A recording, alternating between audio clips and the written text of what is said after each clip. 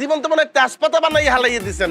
আপনার লোক সংসার করে কেমন? তুমি তো এতদিনে আসামি হয়ে যাওয়ার কথা। হ্যাঁ, মুই আপনার বিয়ে করতাম, বাসর নাইতে পিড়াইতে পিড়াইতে মারি গেলে। এত বড় সাহস তোর, মানে এত বড় কথা কইছো? তোর এক বাপের বেড়া খারা, আমি ভিতরে চাইয়ে দুইটা ঠুন্ডা পিছাই নিয়ে তোরে এমন বাড়ি দিমু। তোর এখন আপনার লোক বাক্য ফসল পড়ার এখন মোর সময় নেই। কাকি আমার আজ গার্মেন্টসের প্রথম দিন অফিস করাই লাগবে।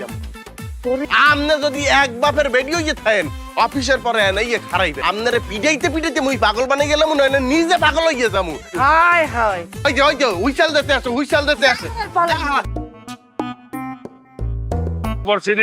ভালো আছো না? এই নুরু, এই বেটা, ঠিক আছে, সালাম দে, সালাম দে। তোর নতুন বস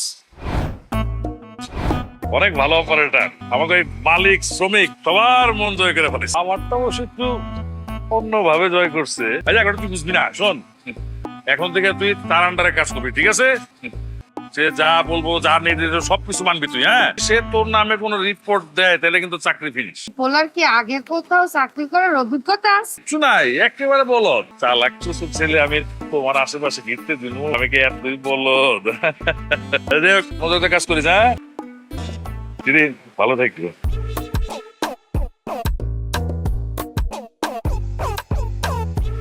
ম্যাডাম, আজকে বেন্নি হলে আমি আপনার লগে যে বেয়াদবিটা করছি, এর পিনে মোর 14 জেনারেশন এক ছোট আপনাদের অনুতপ্ত। যদি এক পীর বলতে পারতাম যে আপনি মোর ভবিষ্যৎ বস হইবেন, তাহলে তো ওই যে বাডিয়ে বাডিয়ে টাক লাগানো দূরের কথা, আমি আপনাকে নিরাপত্তার চাদর দিয়ে ঢাকিয়ে রাখতাম। কারণ আপনি যদি মোরে মাফটা করেন, তাহলে তো আমার চাকরি করা হইবে না, আমার আত্মহত্যা দেওয়া লাগবে। আমার আত্মহত্যা মনে হয় ছেড়ে হয়েছে।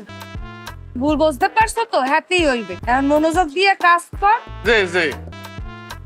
আর ওই যে নিয়ে আইছে শাহালো, সুপারভাইজারের সাথে অত মেশা লাগবে না, বদমাইশ। আর ওইটা আপনি টেনশন করবেন না, আমি আপনার কথার বাইরে একটা হুতাও লড়বো না, এটা আমি আপনাকে কথা দিতে আছি। আচ্ছা ম্যাডাম, ওই যে মোগো বাড়ি হলে যাইয়া বরিশাল নতুল্লাবাদ বাস স্ট্যান্ড আছে না, বাস স্ট্যান্ড দিয়ে বানারি পাড়া আমি বাসে উঠিয়া দুর্গাসাগরের কোনায় নামলে মাধব পাশা হাই স্কুল আর মাধব পাশা গার্লস স্কুলের বুক সিটে স্যারসারাইয়া একটা রাস্তা গেছে দক্ষিণ ওখানে যাইয়া ফুলতলা বীর পাশা শোলনা, এরপরে করাপুর বাড়ি হলে যে উত্তর করাপুর, ওখানে যাইয়া মোকে নাম দিয়ে কুক দিলেই সবাই দেখাই দিবে। আপনার পৈতৃক নিবাসটা যেন বরিশালের কোথায় ম্যাডাম? মগো হইতেছে ওই যে লঞ্চ ঘাটে গুনে নামিয়া সরবাইজি ইউনিয়নে তালতলা ওই ব্রিজের গোড়ায় গিয়ে বললি আমাকে বাড়ি দেয়। আমি তো 28 হয়ে গেলাম।